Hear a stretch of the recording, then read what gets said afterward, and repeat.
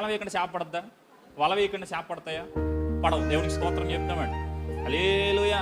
ఇప్పుడు చేపలన్నీ రెడీగా ఉన్నాయంట. ఎప్పుడు పేతురు వల వేస్తాడా, వలలో వచ్చేద్దామా అని. ఎప్పుడు పేతురు వల వేస్తాడా, వెంటనే వలలోకి వచ్చేద్దాం అనుకుంటున్నాయి. దేవునికి స్తోత్రం చెప్తామండి. హల్లెలూయా.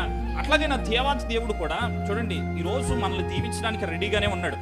ఇప్పుడు కేవలం వేయకముందే ఆ చేప షెకేము మింగేసి, షెకేము తన గర్భంలో ఉంచుకొని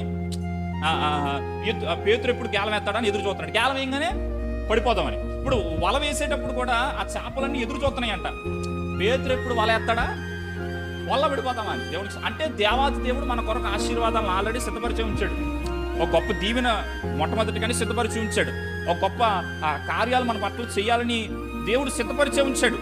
అయితే మనము ఏం చేయాలయ్యా అని అంటే, మొట్టమొదటిగా మనం వల వేయాలి. వల వేయకుండా ఏది పడదు.